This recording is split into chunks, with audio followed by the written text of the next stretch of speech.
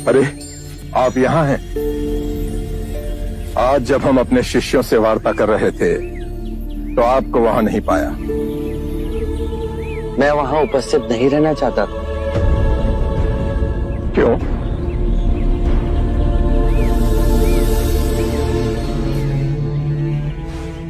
आप अपने शिष्यों को संबोधित कर रहे थे। यदि स्वाभाविक कोई प्रश्न मेरे मन में जागता तो आपके शिष्यों के सामने उसे पूछना आपको दुविधा में डाल सकता था।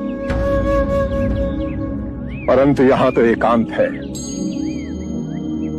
अब हम वार्ता कर सकते हैं। कृपा करें, आप दुख के संबंध में कुछ कह रहे थे। क्या आप ये मानते हैं कि दुख सत्य है? क्या आप ये भी मानते हैं कि दुख के कारण भी है? हाँ। यदि कारण है तो दुख तो रहेगा, और यदि कारण ही समाप्त हो जाए तो दुख भी लुप्त हो जाएगा, जैसे सूर्य के प्रकाश से अंधेरा। आप सुनी सुनाई बातें नहीं कहते, अपने गहन अनुभव के आधार पर कहते हैं। आप धर्म और सिद्धांत की नहीं, देखी हुई बातें कहते हैं। आपने कहा कि मुक्ति का मार्ग है अपने विवेक को जगाना और गूढ़ ध्यान में लिप्त हो जाना, जिससे मनुष्य स्वयं को और इस संसार को भली भांति समझ सकता है। परंतु एक प्रश्न है, ये जो सारी विधियां हैं, रीतियां हैं, पूजा पाठ हैं, क्या ये सब व्यर्थ है?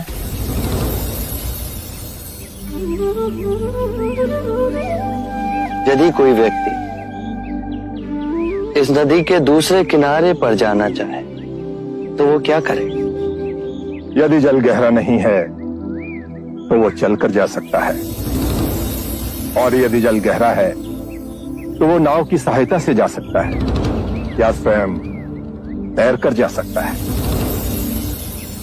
यदि वो चलना ना चाहे और ना ही तैरने को तैयार हो और ना ही नाव ले जाने को तैयार हो, और वो कहे कि मैं प्रार्थना करता हूं इस नदी का दूसरा किनारा स्वयं चलकर मेरे पास आ जाए, तब तो ऐसे व्यक्ति को मूर्ख कहेंगे, महामूर्ख।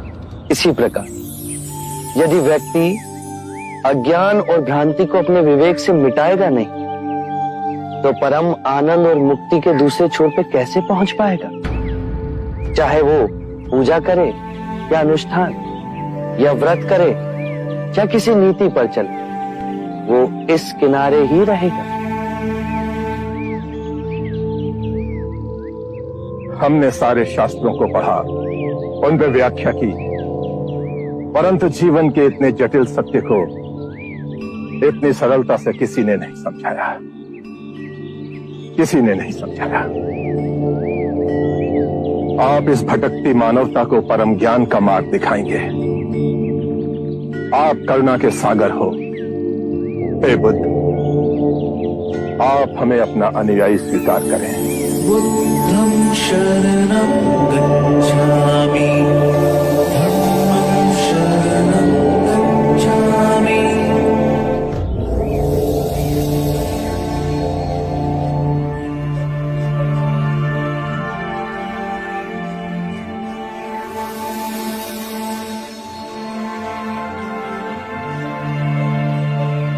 हे पराक्रमी, हे युग पुरुष, आज बुद्ध की शरण में हम आते हैं, आज धर्म की शरण में हम आते हैं, आज संघ की शरण में हम आते हैं।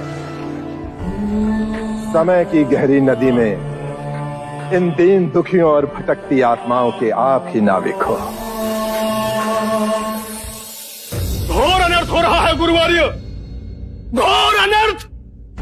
कोई मोहिनी सिद्धि है उसके पास जो अपने को बुद्ध कहता है। इतना अहंकारी, स्वयं को बुद्ध घोषित कर रहा है। उसके जादू मंत्र को देखिए। उर्मिला कश्यप और उसके दोनों भाई अपने शिष्यों के साथ उस पाखंडी के संघ में शामिल हो गए। साधो, साधो। वेदों को नहीं मानता, और पुराण को सर्वथा अवास्तविक बताता है। और तो और वह ईश्वर तक को नहीं मानता। ईश्वर की आस्था के प्रति विश्वास, ये तो भयानक प्रलय की सूचना है। हाँ गुरुवरी, मगधवासियों से वो कहता है जागरूक हो जाओ, तो तुम्हारे अंदर के दुखों और क्लेशों का अपने अंदर से शांति मिलेगी। उनमें विवेक और ध्यान जगाता है। जंगल की आग है गुरुवर, जंगल की आग। अगर इसे यूं ही हवा लगती गई, एक दिन भीषण अग्नि बनकर हम सबको जला देगी और धर्म का विनाश होगा। धर्म का विनाश हो जाएगा। नहीं, हम उसकी इस चाल को सफल नहीं होने देंगे। भगत के महाराज अवश्य हमारी दुहाई सुनेंगे। उस बुद्ध का सर काटकर यदि मैंने मगध के द्वार पर न लटका दिया तो महाराज बिंबिसार पधार रहे हैं।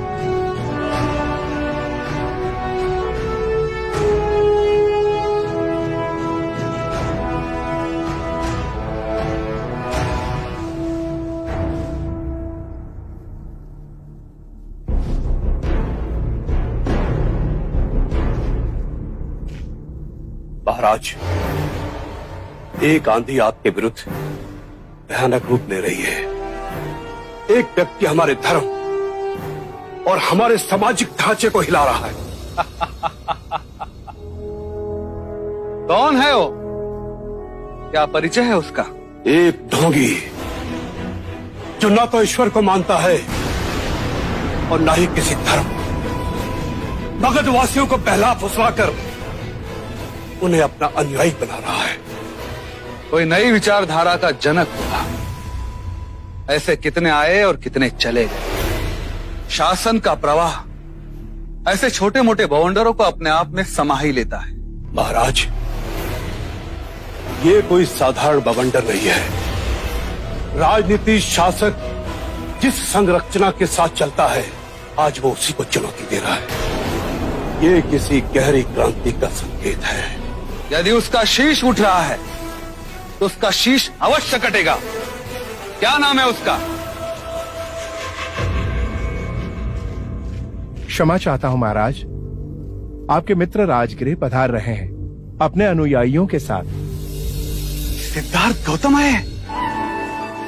महाराज, महाराज आप अपने बहुमूल्य समय को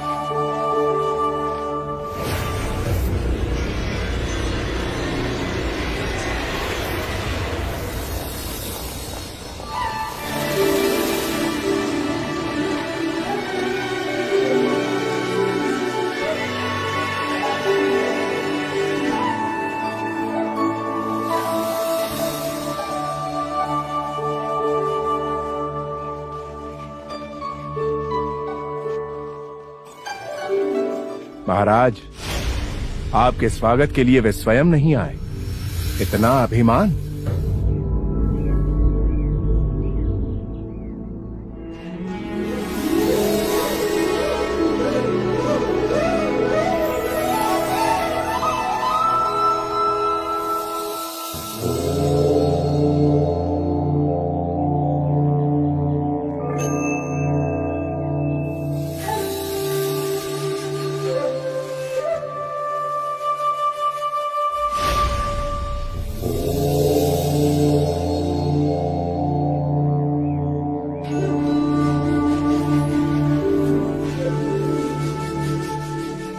अपने दिए वचन को निभाने मैं आप तक पहुंच गया मगध नरेश। मैं जानता था आप अपना वचन कभी ना तोड़ेंगे, किंतु अब आप वो रहे ही नहीं। कौन हो आप? उरुवेला के बच्चों ने मुझे नया संबोधन दिया, बुद्ध।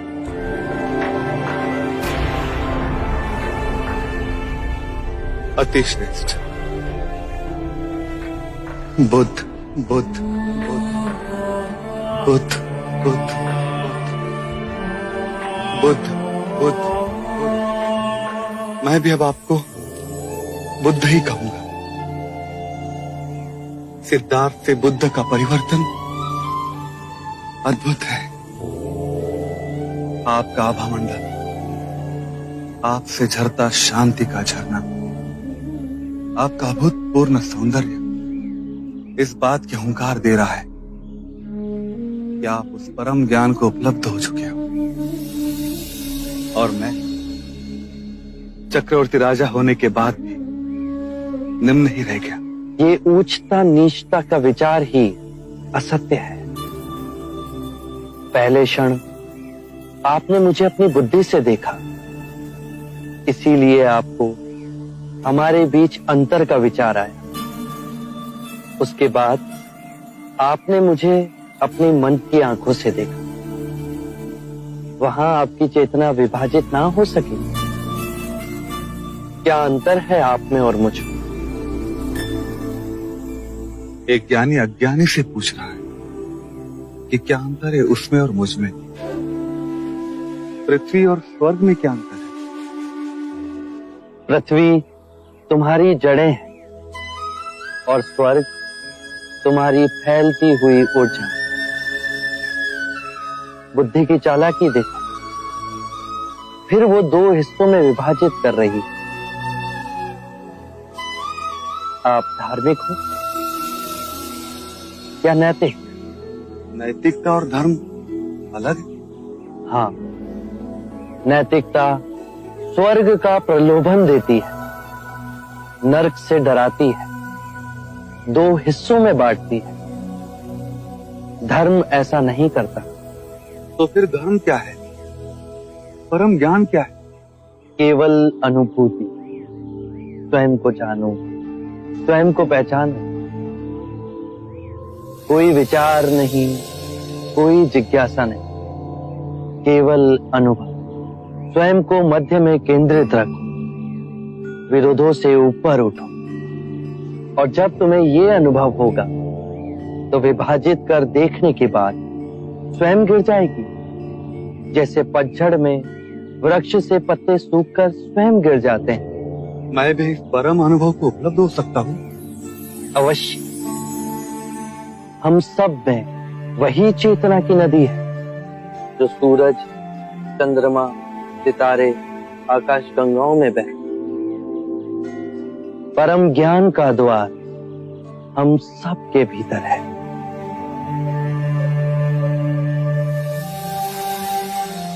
आप मुझे अपना अनुयायी बनाएंगे? अवश्य।